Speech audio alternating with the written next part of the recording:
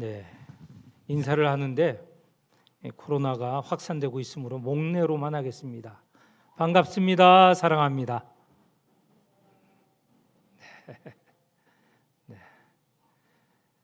입으로 말하고 싶죠. 그러니까 손잡고 악수하고 싶죠. 네. 코로나가 대단히 확산되고 있습니다. 예전처럼 팬데믹은 아니죠. 팬데믹은 세계적인 전염병을 팬데믹이라고 하는데 그렇지는 않고 이제 뭐 지역에서 알아서 잘 처리하라 이렇게 바뀌었습니다. 그런데 지금 확산이 되고 있습니다. 제가 이번 주 잠깐 동안 받은 것만 세 가정, 우리 교회 세 가정이 코로나 감염되어서 오지 못한다는 연락을 받았습니다. 아마 연락하지 않는 가정 셈해 보면 더 많을 것으로 생각되는데 지난주 또 저지난주 보니까 이전보다 좀 출석이 좀 감소됐더라고요. 코로나 확산으로 인해서 아마 피하려고 하시는 것 같습니다. 코로나가 예전처럼 강하지는 않지만 그래도 노약자의 경우에는 치명적인 영향을 줄 수 있습니다. 저희 장모님도 코로나 감염이 되고 폐가 약화되어서 폐렴과 그로 인해서 돌아가셨거든요. 그러니까 뭐 연세가 높기도 하지만 약한 사람들은 코로나 감염에서 조금 걱정을 할 수밖에 없습니다. 좀 염려가 되는 분들은 그냥 마스크를 쓰시는 게 편하신 대로 마스크를 쓰셔도 됩니다. 자기 자신이 좀 상황태가 다른 때와 좀 다르다 하면 마스크 쓰시고 또 괜찮지만 또 감염의 위험성도 있어 그런 분도 마스크를 쓰셔도 됩니다. 그러니까 자유롭게 마스크를 쓰셔서 서로 상대를 보호하는 일에 함께 힘을 썼으면 좋겠습니다. 오늘 설교 제목은 하나님의 뜻대로라는 제목을 정하였습니다. 이 하나님의 뜻대로라는 이 설교 내용은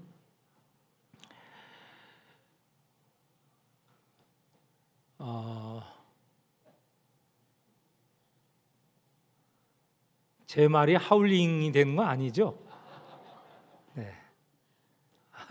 하울링이 되는지. 예. 이 말씀이 주어진 것은 토기장이의 집에서 주어졌습니다.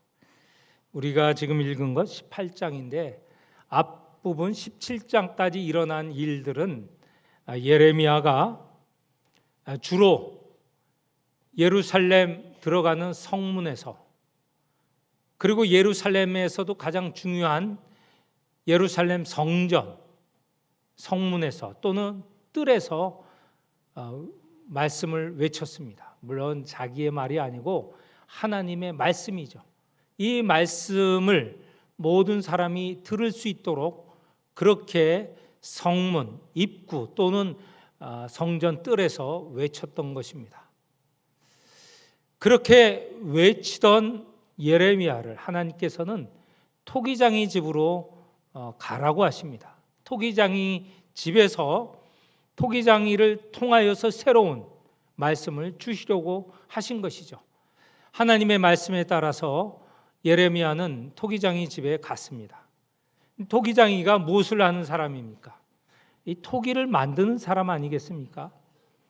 토기장이가 하는 일 크게 두 가지로 나눌 수 있는데 하나는 자기가 만들려고 하는 그릇을 빚는 일, 또 하나는 빚은 것을 가마에 넣어서 굽는 일, 두 가지 일을 하는 것입니다. 그렇게 가마에서 나온 것이 완전한 토기이겠죠. 근데 하나님께서는 예레미야를 이 토기장이의 집에서 토기장이가 무엇을 하나 지켜보게 하셨습니다. 먼저는 그릇을 빚는 일이죠. 그릇을 빚는 일은 어떻게 합니까? 여기에는 롱록이라고 설명이 되어 있는데 물레라고 하죠. 물레 위에 진흙을 두고 그 물레를 돌려서 그 토기를 자기가 원하는 대로, 진흙을 자기가 원하는 대로 빚습니다. 그렇게 빚은 것을 보고 이 토기장이가 판단을 하죠. 아, 이거 잘 빚었어. 내 생각대로, 내 뜻대로 빚어졌어 하면 어떻게 됩니까? 그것을 가마에 넣어서 굽지요. 그런데 이 진흙을 빚다가 자기의 원대로 되지 않았어요. 우리 성경 4절에는 토기장이의 손에서 터지매라고 하였습니다. 이 그릇을 빚다가 잘못된 것이죠. 그러면 어떻게 합니까? 그것을 재사용합니다. 이 진흙은, 토기를 만드는 진흙은 아무 흙이나 되는 게 아니고 그릇을 빚을 수 있는 흙이 있어요. 진흙이 있어요. 그래서 빚다가 잘못된 것은 뭉쳐서 다시 그릇을 만드는 것이죠. 이 그릇을 만드는 토기장이를 하나님께서 보게 하시면서 무엇을 말씀하시려고 하는가? 그것은 6절에 나오는 말씀입니다. 여호와의 말씀이니라. 이스라엘 족속아, 이 토기장이가 하는 것 같이 내가 능히 너에게 행하지 못하겠느냐? 이스라엘 족속아, 진흙이 토기장이의 손에 있음 같이 너희가 내 손에 있느니라. 이 토기장이가 그릇을 빚는 것처럼 너희 유다와 예루살렘 성민아, 내가 너희가 나의 손 안에 있다는 말씀을 알려주시는 것이죠. 너희들이 흥하고 망하는 일, 모든 것은 다 누구의 손에 있어요? 하나님의 손에 있습니다. 그 흙이 잘못 빚어졌으면 토기장이는 그 흙을 뭉쳐서 다시 사용합니다. 마찬가지로 하나님께서 당신이 선택하신 백성, 그 백성이 당신의 뜻대로 되지 아니하시면 어떻게 해요? 버리시고 다시 하나님의 백성을 세우실 수 있다는 말씀이죠. 모든 것은 다 하나님의 손, 하나님의 뜻 안에 있다고 가르쳐 주시는 말씀입니다. 네. 그런데 지금 이 말씀을 토기장이의 집에서 하신 이유가 있어요. 유다 백성들은 자기가 자기의 운명과 역사를 결정할 수 있는 것처럼 착각하고 있는 것이죠. 이 토기장이가 만드는 그릇이 토기장이가 만들고 결정하는 것을 잊고 그릇 그 자체가 내가 나를 만들고 내가 나를 아름답게 하고 내가 그릇으로 사용할 수 있어 라고 착각하는 것처럼 유다 백성들이 마치 자기의 운명, 역사를 자기가 결정할 수 있다고 생각하는 것입니다. 왜 그런가? 이미 앞서서 여러 차례 예레미야가 말하였습니다. 하나님께서 이스라엘 백성을 선택하셨죠. 우리 잘 알고 있지 않습니까? 이스라엘 백성이 자기가 잘나서 선택받은 거 아닙니다. 하나님께서 여러 백성 가운데 뛰어나지 않는 평범하지도 못한 약한 백성을 선택해 주신 것입니다. 그리고 그 백성에게 하나님의 성전을 허락하여 주셨죠. 광야에서는 성막으로, 그리고 예루살렘에서는 돌로 지은 성전을 허락하여 주셨습니다. 그리고 이렇게 말씀하셨어요. 내가 이 성전에 임할 것이고 너희가 이 성전의 앞에서 와서 나에게 예배드리고 아뢰면 내가 너희가 아뢰는 것을 이루어 줄 것이다. 약속하여 주셨습니다.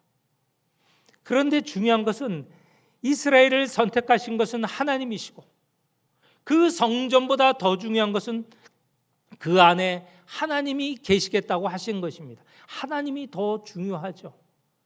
그런데 이스라엘 백성이 이 은혜를 잊고 착각한 것이 뭐냐면, 자기네가 훌륭하여서 하나님의 백성이 되었고 세상 나라들보다 더 뛰어난 백성이라고 착각하고, 성전을 보면서 이 성전이 있으면 우리는 모든 위험에서 안전하게 될 것이다, 모든 힘센 나라의 침입에서 우리를 보호해 줄 거다라고 하는 착각을 하고 있었습니다. 그 모든 것을 이루시는 분은 하나님이신데, 그것은 잊고 우리가 잘나서 우리의 능력으로 우리와 함께 있는 이 성전이 우리를 지켜줄 것이다 라고 하는 착각에 빠졌던 것이죠. 그래서 하나님께서 예레미야를 이 토기장이 집에 부르셔서 모든 것을 결정하시는 분은 하나님의 뜻이고 하나님의 손에 있다고 하는 것을 가르쳐 준 것입니다. 그리고 하나님께서 말씀하여 주셨어요. 나라와 국가들, 그들을 망하게 하는 것도 내가 망하게 하는 것인데, 만약에 망하게 하는 가운데 이 나라와 민족들이 그 악을 깨닫고 나에게로 돌아오면 내가 그들에게 퍼부을 재앙을 멈출 것이다, 이렇게 말씀을 하셨어요. 그것도 누구의 뜻대로? 하나님의 뜻대로. 물론 이 하나님은요, 이방 신들과 같이 아침 다르고 저녁 다르신 분이 아니에요. 그런 하나님, 그런 신이라면 그 신을 섬기는 백성들이 얼마나 힘들겠어요. 아침에 말하는 것 다르고 저녁에 말하는 것 다르면 그거 일일이 어떻게 지키겠습니까? 그런데 이방들이 믿는 신들은 그런 신들이에요. 그래서 그 신들의 마음을 달래려고 제물도 바치고 비싼 제물을 바치고 그것도 자주 바치고, 그래서 자기의 뜻, 백성의 뜻대로 우리를 해치지 마시고 우리가 원하는 대로 이루어 주십시오 하면서 제사 지내고 제물을 바쳤던 것이죠. 그 신들을 마음을 이렇게 저렇게 바뀌지 않고 우리를 사랑해달라고, 우리를 지켜달라고 하면서 그렇게 나아갔던 것이죠. 그런데 하나님의 뜻은 그런 이방 신들과 다릅니다. 하나님의 뜻은 이미 백성들에게, 이스라엘 백성에게 말씀해 주셨어요. 하나님의 말씀 다릅니까? 변화가 있습니까? 하나님의 말씀은 변하지 않는 영원 무궁한 변치 않는 말씀이죠. 그렇기 때문에 우리는 그 하나님의 뜻에 아침과 저녁 다를 수 있다는 그런 두려움에서 벗어나서 언제든지 하나님의 뜻을 이루기 위하여서 그 뜻에 맞는 행동, 맞는 삶을 살아가면 되는 겁니다.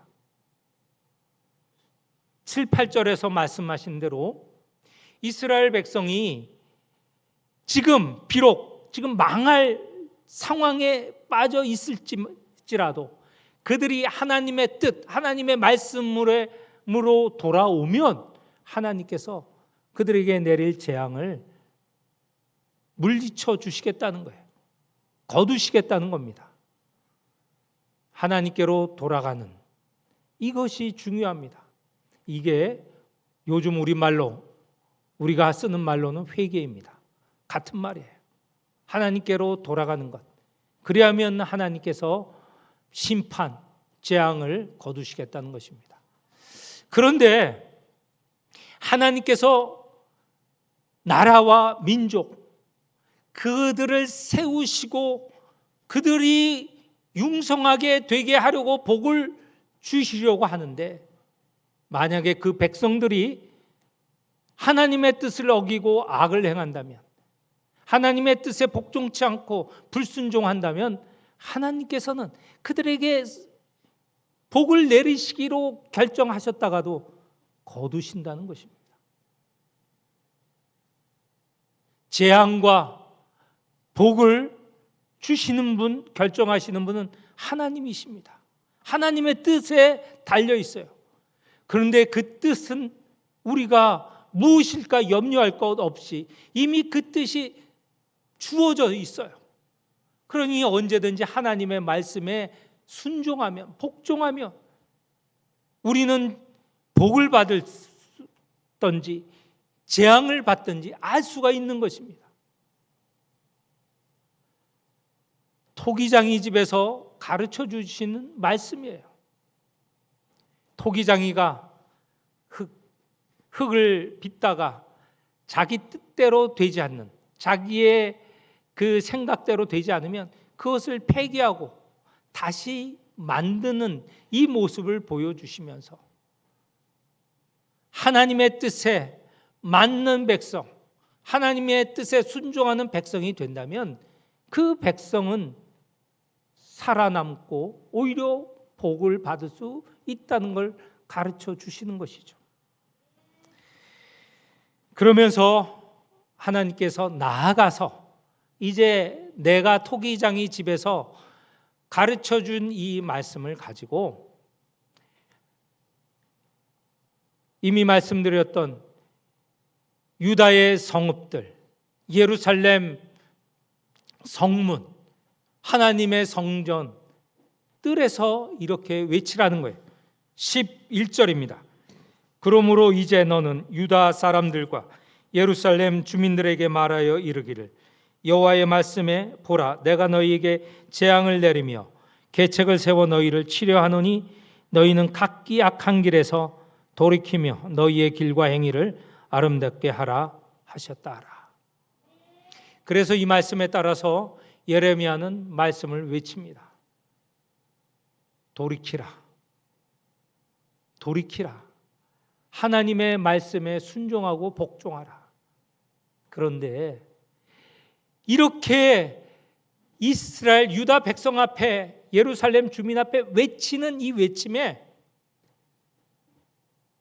그들은 단호하게 거절하였습니다. 12절 말씀이 그들의 태도입니다. 12절을 우리가 함께 읽도록 하겠습니다. 그러나 그들이 말하기를 이는 헛되니 우리는 우리의 계획대로 행하며 우리는 각기 악한 마음에 완악한 대로 행하리라 하느니라. 아멘. 여기에 보면 하나님께서 그들의 복받고 살 길을 분명하게 외쳐주셨는데, 알려주셨는데 그들이 단호하게 거부하였습니다. 이는 헛되다. 그 말을 지키는 것 의미가 없다. 우리 계획대로지만 생각대로라고 고쳐 읽을 수 있습니다. 그리고 우리 마음이 완악한 대로, 이 완악은 고집으로 읽을 수 있습니다. 그러니까 하나님께서 예레미야를 통해서 외쳐주셨는데, 알려주셨는데 유다 백성은 내 마음대로, 내 고집대로 하겠다라고 한 것입니다. 토기장이 집에서 하나님께서 분명히 알려주셨어요. 토기의 운명, 역사는 하나님 손에 있다, 하나님 뜻에 있다 하는데 이 토기들인 이스라엘이 자기 뜻, 자기의 고집대로 하겠다는 거예요. 깨질 수밖에 없죠. 망할 수밖에 없죠. 우리가 살 길은요, 어떤 상황일지라도, 망하여 가고 있는 상황일지라도 우리가 돌이켜 하나님께 나아가면 하나님께서 복을 주신다는 것입니다. 살려주신다는 것입니다. 오늘 우리 가운데 하나님에게 등을 지고 앞으로 나아가는 사람들이 있습니다. 멸망의 길이죠. 죽음의 길이죠. 고집 피우지 마십시오. 끝까지 가지 마십시오. 하나님께서는 기다리고 계시는 거예요. 돌이키기를 원하고 계시는 것이에요. 돌이키는 자에게는 망할 때라도 살려주시고 회복시켜 주시는 것입니다. 이 말씀 이 시간에 꼭 마음에 새기시기를 바랍니다. 마지막 말씀으로 저희 장모님 돌아가셔서 장례를 잘 치루었습니다. 장모님 돌아가시기 직전 몇 년 동안은 중증 치매로 고생을 많이 하셨어요. 그리고 장모님을 모신 사람은 저희 둘째 처형하고 처제가 모셨습니다. 참 감사한 일이죠. 돌아가시기 며칠 전에 중증 치매 노인이세요. 둘째 처형이 이렇게 물었답니다. 엄마, 유언은 무엇이야? 근데 이 치매 노인이 유언이란 말 아시겠습니까? 못 알아들으시죠. 그래서 다시 물었답니다. 엄마, 우리가 어떻게 살았으면 좋겠어? 이게 유언이잖아요, 그죠?